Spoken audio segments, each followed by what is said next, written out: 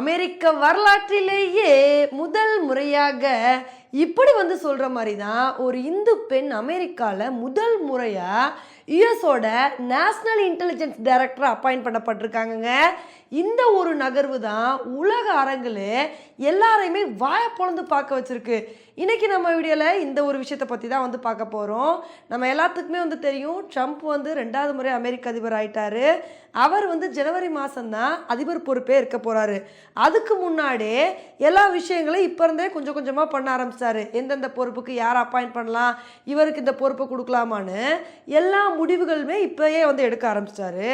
இப்படி இருக்கும்போது தான் இப்போ ட்ரம்ப் என்ன பண்ணியிருக்காரு அப்படின்னா, யுஎஸோட நேஷனல் இன்டெலிஜென்ஸ் டைரக்டரா துளசி கட்பாடை அப்பாயிண்ட் பண்ணியிருக்காருங்க. இந்த ஒரு விஷயம் தான் எல்லாத்துக்குமே ஒரு மிகப்பெரிய ஆச்சரியத்தை ஏற்படுத்திருக்கு.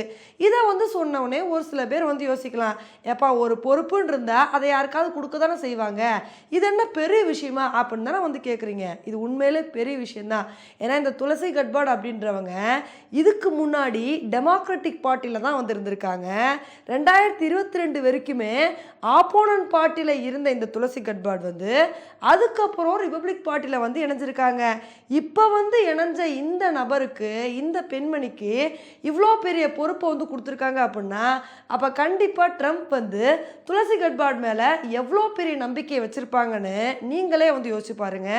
இத்தனைக்கும் இவங்களுக்கு உளவுத்துறையில் எந்த விதமான எக்ஸ்பீரியன்ஸுமே இல்லை. இதுக்கு முன்னாடி இந்த பொறுப்பில் இருந்தவங்களுக்கும் இவங்களையும் கம்பேர் பண்ணி பார்க்கும்போது இவங்களுக்கு எந்த எக்ஸ்பீரியன்ஸுமே இல்லை.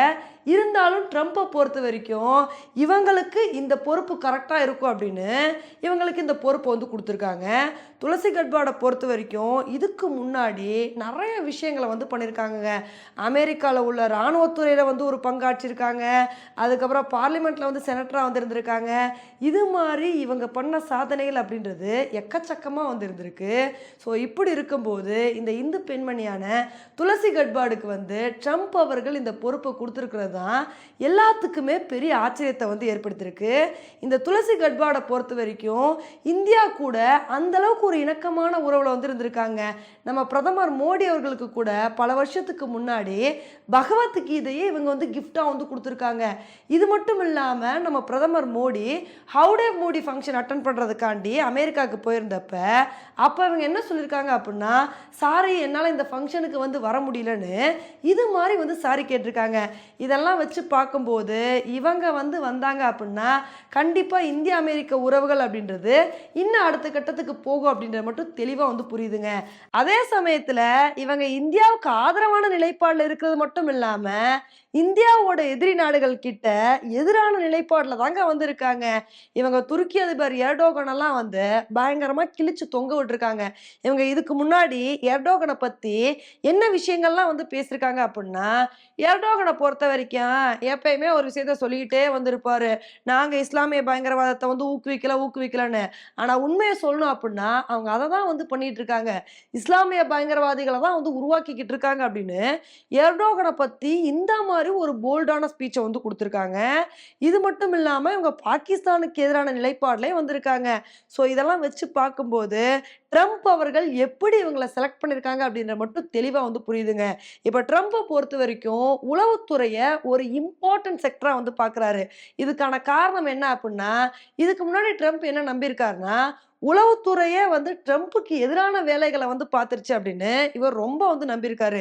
இவர் அதிபராக இருந்தப்பையும் சரி, அதுக்கப்புறம் அதிபர் தேர்தலை போட்டியிடும் போதும் சரி, உளவுத்துறையே என்னை கவுத்து விட்டுருச்சுன்னு சொல்லி பல இடத்துல சொல்லியிருக்காரு. இப்படி இருக்கும்போது அப்பேற்பட்ட உளவுத்துறை ஸ்ட்ராங்காக இருக்கணும் அப்படின்னு இந்த மாதிரி ஒரு முடிவு எடுத்து தான் துளசி கட்பாடு கிட்ட இந்த ஒரு பொறுப்பை கொடுத்துருக்காருங்க.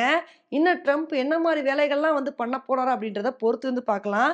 இன்னொரு முக்கியமான விஷயம் என்ன அப்படின்னா, ட்ரம்ப் அவர்களை பொறுத்த வரைக்கும் அமெரிக்காவோட அடுத்த நேஷனல் செக்யூரிட்டி அட்வைசரை செலக்ட் பண்ற வேலைகளில் ஈடுபட்டு வந்துட்டு இருக்காரு.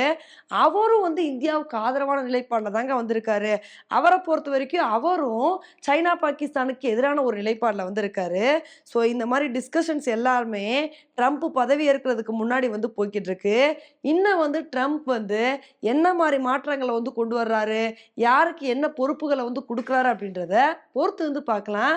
ஓகே ஃப்ரெண்ட்ஸ், இந்த ஒரு விஷயத்தை பற்றி நீங்கள் என்ன நினைக்கிறீங்க அப்படின்றத என்னோட கமெண்ட் செக்ஷனில் போடுங்க. இதே மாதிரி இன்னொரு வீடியோவில் உங்களை மீட் பண்ணுறேன். Bye friends.